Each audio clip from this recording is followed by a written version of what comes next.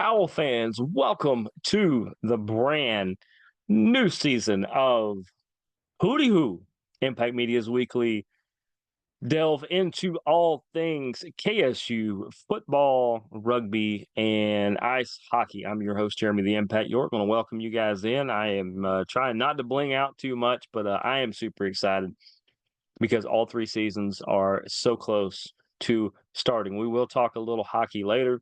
We'll also talk a little men's rugby as well. But as always, let us start by talking about the boys of summer that are now about to be the boys of fall, the men of fall, as our KSU Owls are going to open up season number 10, I believe.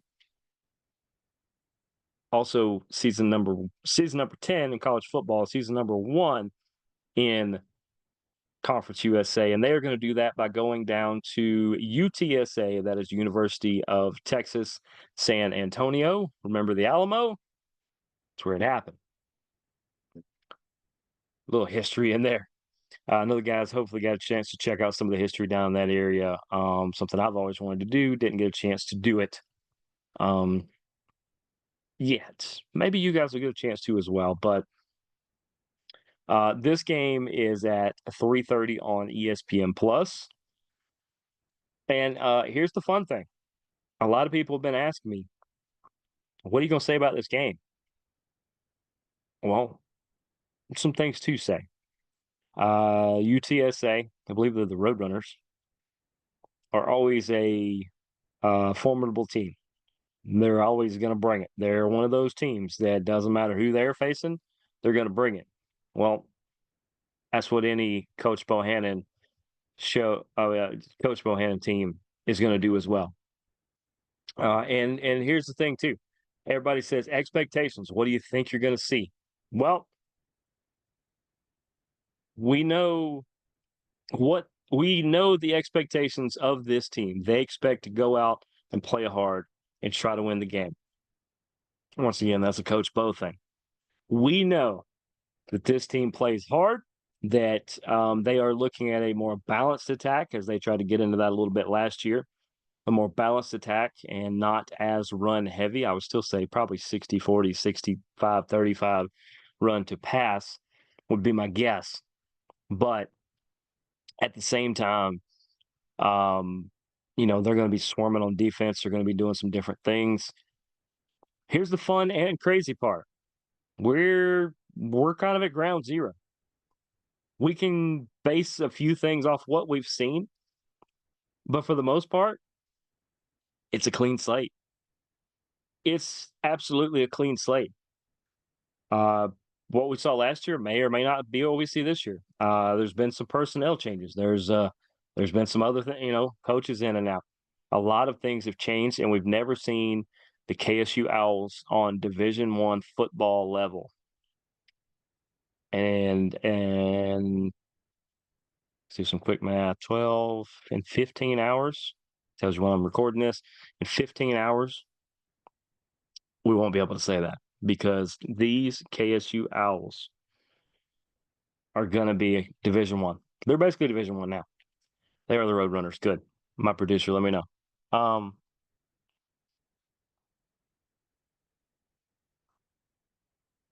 Like I said, it's so hard to base anything.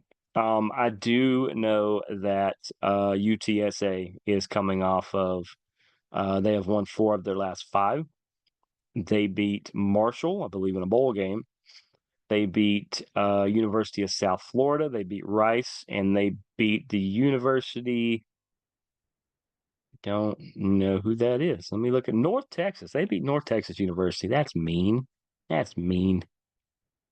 How you gonna do that to North Texas? And Tulane is the only team that beat them, and they only lost that one. Oh, they lost that one by 13. Okay. So the Roadrunners are moving. They're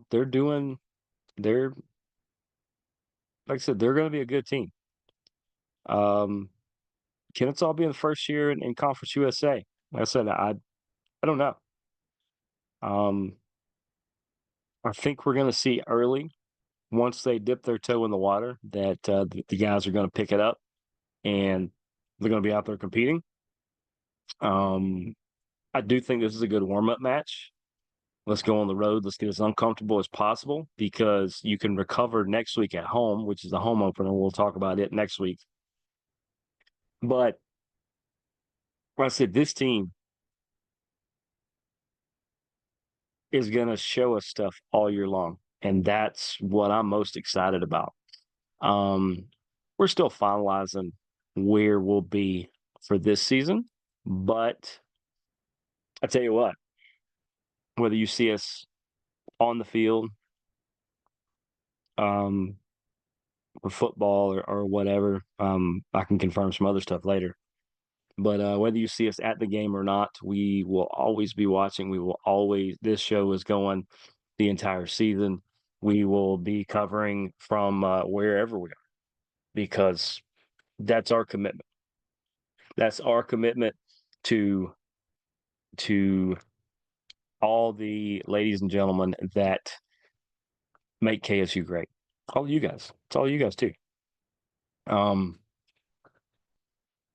But as far as let's talk. All right, ESPN doing some disrespectful things.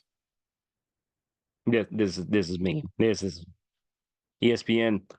You deserve being put in timeout for this. You really do.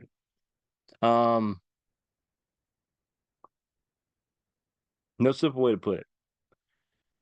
ESPN in their sportsbook division say that the Roadrunners are a 24-point favorite to beat our Owls.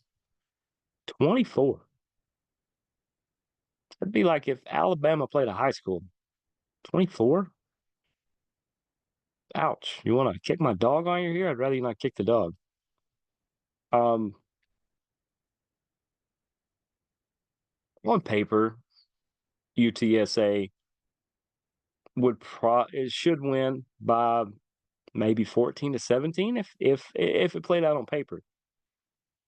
Well, last time I checked, these games aren't played on paper. They're played on turf. They're played on grass. They're played on dirt, on rubber pellets. They're played on everything but paper, right? Anything but paper. So I'll be honest.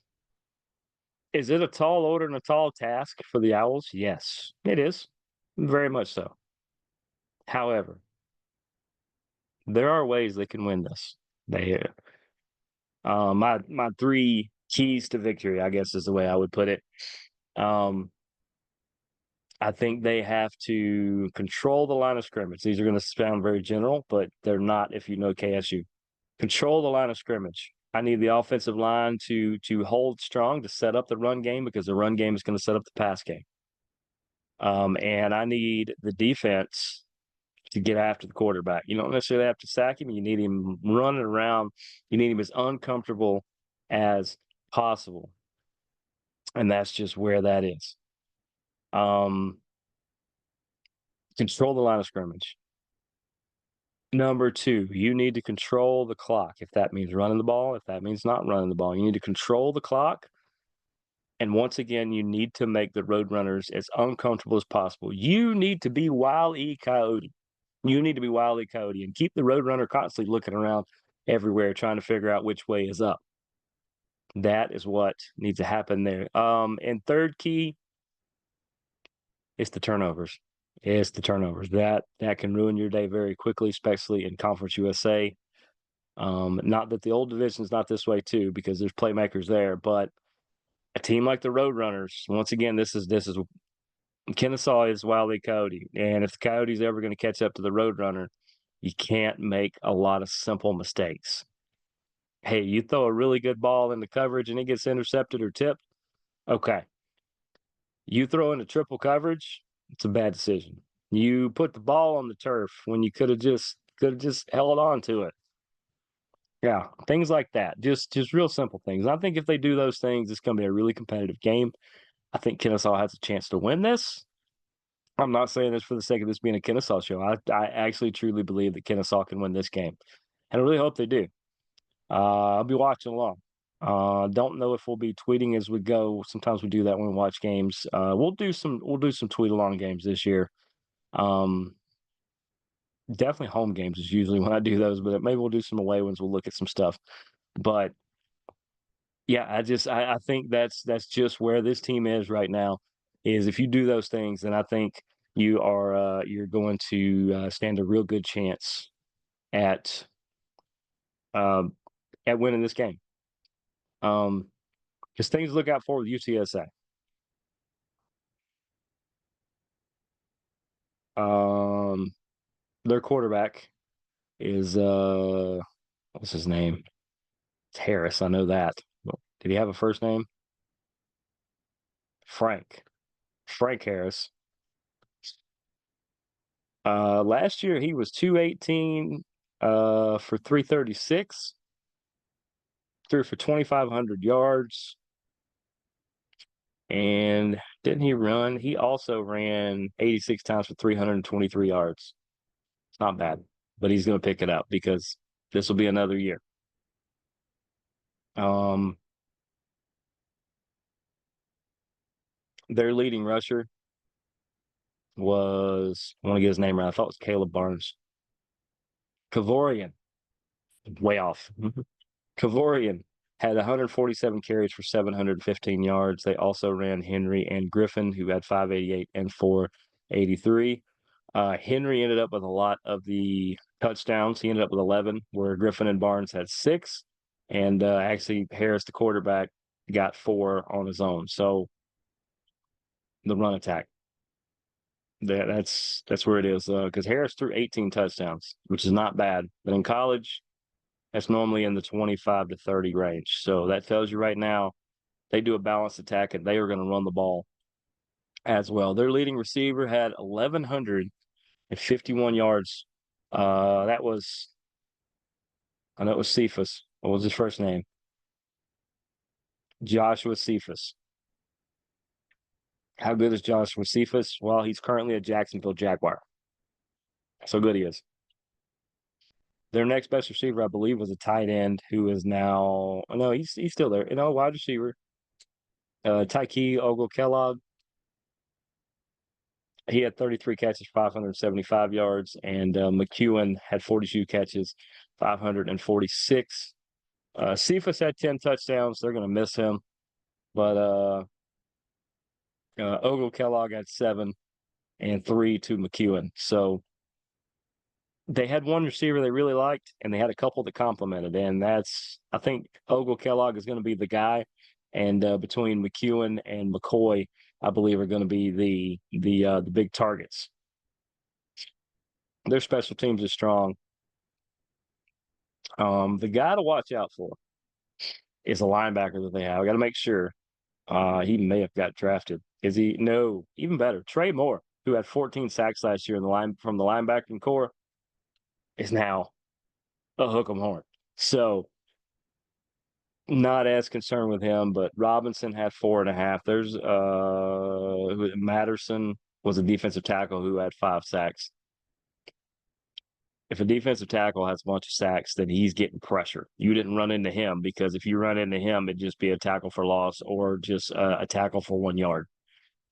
In this scenario, they got after it and they really got some sacks. They had 46 last year. Now, like I said, 14 of those went to the NFL. But their guys are going to come with a lot of pressure, and they're going to just really, really want to bring it. Their defensive backs are not known for picking the ball off a lot. They only had 10. So with the amount of passing we're going to do, I feel pretty good about us not throwing interceptions. But like I said, this team, you think UTSA wants to lose to the new guy in Conference USA? They don't. I'm not going to call it embarrassing because that would be a shot at at Kennesaw State, and it's not. But they are in the AAC. But do you think somebody from the American Athletic Conference wants to lose first out of the gate to the team that just moved up to Division One? They don't. So they're going to bring it. People on ESPN don't know what they're talking about. Fan vote has it 90-10 that the Roadrunners are going to win. It's okay. Keep counting this out. keep counting owls out. You know what owls do? Owls they do their thing, and they do it better than anybody. So I feel good about this. 3:30 ESPN Plus. We'll be watching. Hopefully, you guys will be watching as well. Because hey, they get the Raging Cajuns next week, and with my previous experience in the Sun Belt and a little bit about the Raging Cajuns, we'll get into some fun discussions there. I do think this is going to be a fun game out of the gate, and look forward to it. So it's gonna be a quick show tonight. Just really wanted to get back on, get everything back going. Good to get this show back launched and back on schedule. You're going to see us each and every week talking men's rugby, talking ice hockey, and talking KSU football. So let's talk about rugby real quick. We know the schedule. There's also fundraisers. If you go on their Instagram, and there's some other places too, you can find links to help support the rugby squad. I implore you to do so. We plan to do so like we always do. Not sure how many games we will actually make this year, but there's not a lot. There's only I got 5 total games, not including alumni or the playoffs. There's probably some more that'll be in there, but Coach Matt Heaton will have the guys ready to go. Hopefully, we'll have him on soon too, because he's a fun guy. I've known him for years, long before he was the coach over here at KSU. And Matt Heaton is one of the best people, one of the good guys in the world, and he's got an awesome family. But their schedule, September 7th, which is next Saturday, is the alumni game. That's always a fun game to see everybody back. Not sure if we'll make that one. We're going to have to figure that one out. They try to. I think it's 10:30 is when that one is, because I believe the KSU first home game there is not till 7. So we might can make that work. We might try it either way. The alumni game is the 7th, and then they will go on the road against Emory and UGA before coming back for Tennessee Tech at the end of September. Early October finds them in LSU before the last game and last home game of the regular season. They will host Auburn on October the 12th, and then October 26th is the SCRC playoff. I also implore you that if you have never seen a live rugby game, go to this one, because for one, it costs $0 and 0 cents to go watch this. And even if you don't quite understand it, the people in the stands will help you. They never mind telling you what you need to know, or why something was a penalty, or why this is good and this is bad, or things that they can improve. Hockey fans are fantastic, and rugby fans are right there with them. Just fantastic. And like I said, we're going to try to get maybe some of the rugby guys on so that you guys can meet them and realize that maybe your lab partner in science is a flanker and you just didn't know it, or a scrum half. Could be any of those things. Could even be the hooker. Never know. You could have a hooker in your class and don't even know it. Hookers are awesome, by the way, on the rugby field. Let's clarify that before that show gets thrown off of YouTube or something. But season coming up, so definitely support them. Best way that you can support them, they cost $0 and 0 cents and almost zero effort from you, is to just go like some posts, go tell somebody about KSU rugby. Same thing with hockey. Their schedule is going to kick off. I had it right here. There it is. It is going to kick off October 4th and 5th. They will be at Georgia Tech. Maybe you see this guy at one of those games. The 5th is looking like the one that could happen.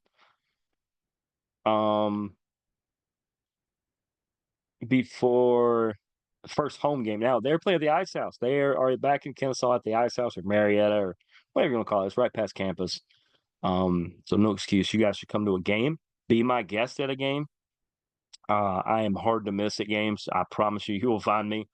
And as long as I'm not doing the duties that I am signed up for, I have no problem talking to you guys, taking pictures, whatever. We will try to do some giveaways too, because that seemed to work really well last year. But first home game, October 18th and 19th. They will welcome in Ole Miss. They will play Tennessee in Tennessee. They will host Austin Peay. They will go to UAB in mid-November before hosting Alabama and Eastern Kentucky.